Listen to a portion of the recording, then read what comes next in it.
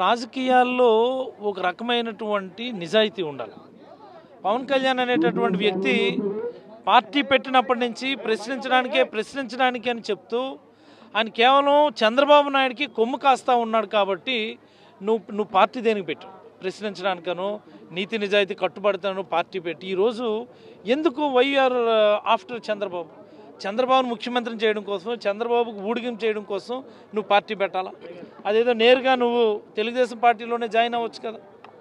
లేదనుకుంటే పార్టీని అందులో విలీనం చేయి. నేను అనుకుంటున్నాను ఈ ఎన్నికల తర్వాత ఖచ్చితంగా జనసేన పార్టీ అనేది తెలుగుదేశం పార్టీలో విలీనం అయిపోతుందని నేనైతే భావిస్తాను. ఇప్పుడు చంద్రబాబు నాయుడు మీకు పోటీ కాదనుకుంటున్నారు, ఓన్లీ పవన్ కళ్యాణ్ పోటీ అనుకుంటున్నారు. అసలు మీరు ఒక విషయం మీరు గుర్తుపెట్టుకోవాలా, వైఎస్ఆర్ కాంగ్రెస్ పార్టీగా దమ్ము ధైర్యం అన్నీ ఉన్నాయి కాబట్టి మేము ఎవరితో కూడా పొత్తులు లేకుండా సింగిల్ పార్టీగా మేము ఎన్నికల్లో నిలబడతాము. మిగతా వాళ్ళందరికీ వైఎస్ఆర్ కాంగ్రెస్ పార్టీ అంటే భయం కాబట్టి, గెలవలేమన్నటువంటి వాళ్ళకి ఆందోళన కాబట్టి ఎలాగోలాగా ఏదో ఒకటి చేద్దాంలని చిన్న చిత్తగా దొరికినటువంటి అన్ని పార్టీలతో అలయన్స్ పెట్టుకొని వైఎస్ఆర్ కాంగ్రెస్ పార్టీని ఢీకొట్టడానికి వాళ్ళు ముందుకు వస్తూ ఉన్నారు. ఇప్పుడు చెప్పండి, భయం వైఎస్ఆర్ కాంగ్రెస్ పార్టీకా ప్రతిపక్ష పార్టీలకి? అంటే మీ ఎన్నికల వ్యూహాల్లో కేవలం ప్రతిపక్ష పార్టీ ప్రధానంగా తెలుగుదేశాన్ని వదిలి జనసేన మాట్లాడడం ద్వారా జనసేన అంటేనే భయంగా మీకు ఉందేమో అనేటువంటి అభిప్రాయం ఏర్పడుతుంది సమాజం. మేము భయపడితే మేము కూడా ఎవరో ఒకరితో సపోర్ట్ కావాలని అడిగేటాడు. మాకు భయం లేదు కాబట్టి మేము ఎప్పుడు సింగిల్గానే పోటీ చేస్తాం.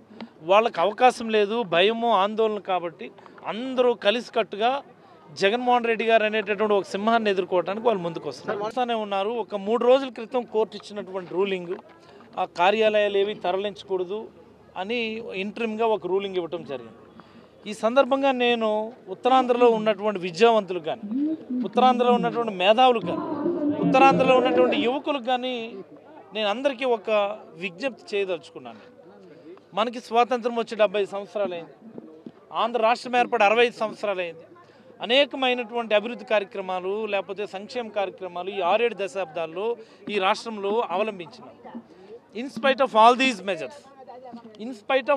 మెజర్స్ ఉత్తరాంధ్రలో ఉన్నటువంటి 3 జిల్లాలు కూడా ఇతర జిల్లాలతో పోటీ పడలేక ఉపాధిలో కానీ, ఉద్యోగాల్లో కానీ, విద్యావకాశాల్లో కానీ వెనుకబడిపోవడం మనందరం కూడా చూసాం.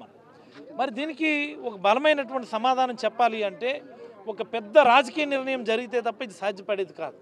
దానికోసమని ఈరోజు జగన్మోహన్ రెడ్డి గారు విశాఖపట్నాన్ని పరిపాలనా రాజధానిగా డిక్లేర్ చేసి ఇక్కడి నుంచే పరిపాలన చేసి ఈ ప్రాంతాన్ని అభివృద్ధి చేసి ఈ ప్రాంత ప్రజల ఆస్తులకు విలువ పెంచి ఈ ప్రాంతంలోనే విద్య, ఉపాధి, ఉద్యోగ అవకాశాలను కల్పించాలన్నటువంటి ఒక లక్ష్యంతో పనిచేస్తూ ఉన్నారు. దానికి ప్రతిపక్షాలు ఏ మాదిరి కోర్టులకు వెళ్ళి ముందరకాలకు బంధమేసి ఆయన నిర్ణయాన్ని నిరంతరం వెనక్కి లాగేటటువంటి ప్రయత్నం చేస్తున్నారు. మనందరూ కూడా చూస్తూ ఉన్నాం. మీరందరూ ఒకసారి ఆలోచించండి, మీరందరూ ఒకసారి గ్రహించండి. ఉత్తరాంధ్ర మీద నిజంగా ప్రేమ ఉండి మన ప్రాంత ప్రజలకు మంచి చేయాలన్న ఉద్దేశంతో జగన్మోహన్ రెడ్డి గారు పనిచేస్తూ ఉంటే మన ప్రాంత ప్రజల మీద పగతో, మన ప్రాంత యువకుల మీద కక్షతో ఈరోజు ప్రతిపక్ష పార్టీలు పనిచేస్తూ ఉన్నాయి. ఒకసారి గ్రహించమని కోరుతా ఉన్నా. ఒకసారి ఖచ్చితంగా చీఫ్ మినిస్టర్ ఆఫీస్ అయితే ఇక్కడికి అనుకున్న సమయానికి అయితే రావడం జరుగుతుందని మీకు అందరికైతే తెలియజేస్తాను. ఎవరు గెలుస్తారు, ఎవరు గెలవలేరు, ఎలా గెలవాలన్నటువంటి వ్యూహాలు అన్నటువంటి విధంగానే పనిచేస్తారు. సో ఖచ్చితంగా గెలవడం కోసం చేసేటటువంటి ప్రక్రియలోనే భాగం ఇదంతా కూడా.